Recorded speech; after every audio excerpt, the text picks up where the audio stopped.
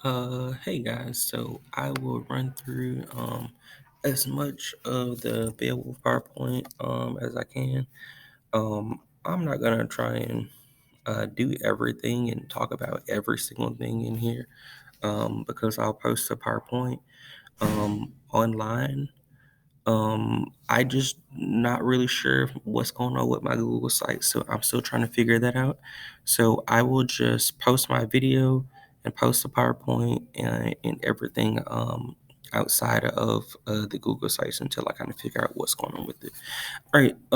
So there is a Cornell Notes Google Doc, so you guys can use that. The only thing with that is that as you type, it'll like it won't fit on the line, so it'll kind of shift the lines over. So if you guys know how to fix that, then you can definitely use that Google Doc. If not, if you want to write your notes out by hand, then you can, and that's fine. And you can just take a picture and send that to me. As you go through these notes, please don't try and write down everything. It is impossible, and that would honestly more than likely be like a waste of your time to try and write down everything. So the Cordell notes, they are broken up into like four different sections. So on that left hand side, you'll have um, your questions, the main ideas, your subheadings. In that middle part here, you'll have all your notes, and then here is where ideally after you go through your whole PowerPoint or your notes, and you'll kind of he'll put like your main points there, and your topic and everything in your name will go up here. So that's like the first 6 or 7 slides. So the first thing you guys should write down is on that left hand side. You'll write down Anglo Saxon, and that'll go on your left hand side, and so that'll be your first topic or subheading. Um, and then make sure that you write down the time period 449 to 1066. That is important. That will be on the test. All right, moving on to the next slide.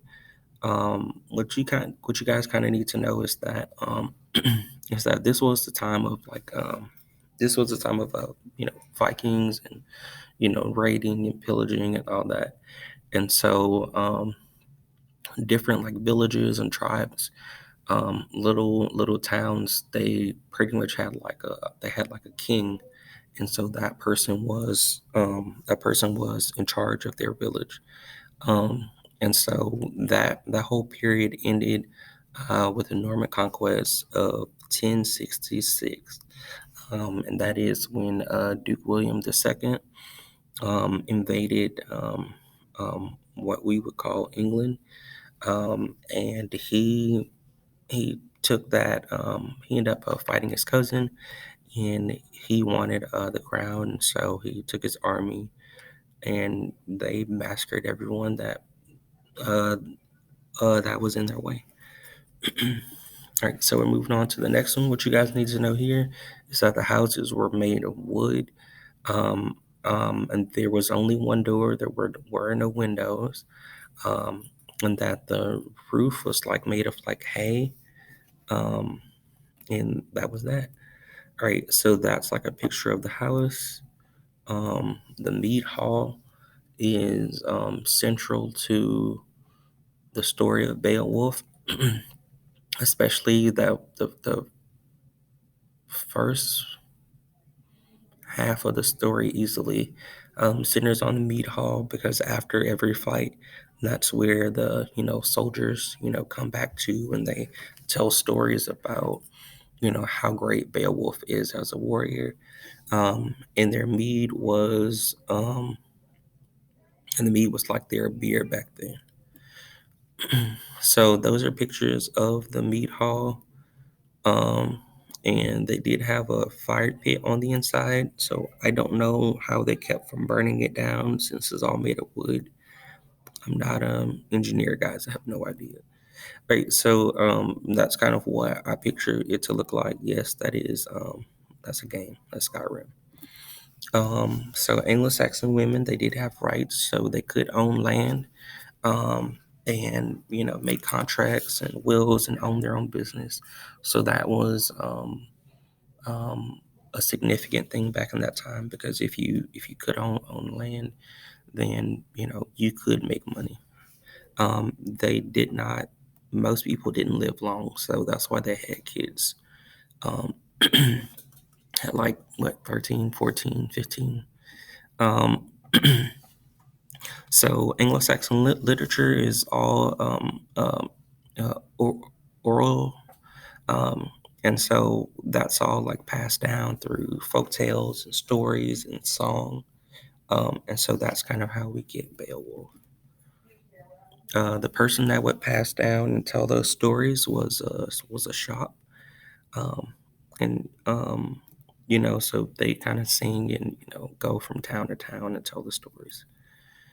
Um, the Code of Comitatus was an honor system that existed in countries like what's like modern day Iceland, Norway, Finland, Sweden, like all those countries up there.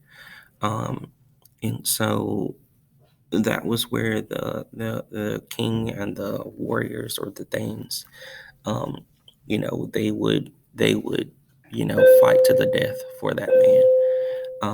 And so they really valued courage, and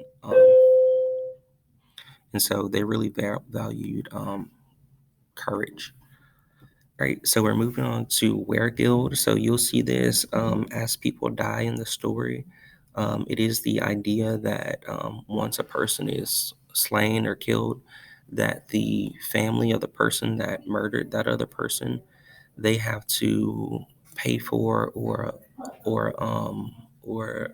atone for that person being killed.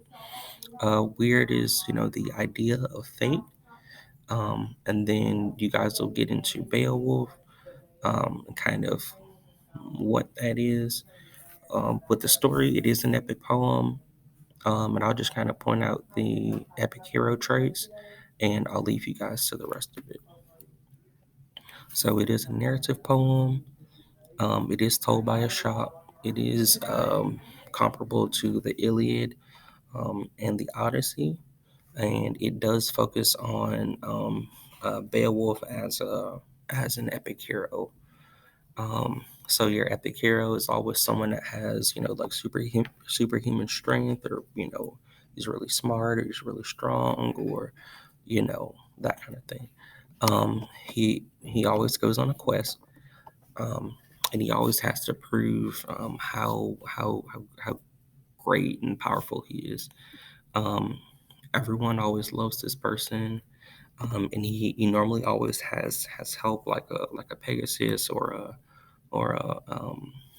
some type of magical horse or sword or something. Um, he is normally able to travel to like the underworld, or worlds not accessible to the average everyday person. Your hero normally reaches a low point, um, and somehow they come up in a blaze of glory. And it's usually someone that always does the right thing. Um, and that hero's decisions has like this. It tends to impact everything that happens in like the world. So kind of like the Avengers movie with the Thanos and the Infinity Stones and all that. So their decisions would impact like the world on like that type of scale. Um, and then those are the characters in Beowulf, which we'll get into. King Hrothgar, and there are different poetic elements, and I will tell you guys about those um, in the next video whenever we get into um, the drums. All right, guys. Thanks. Bye.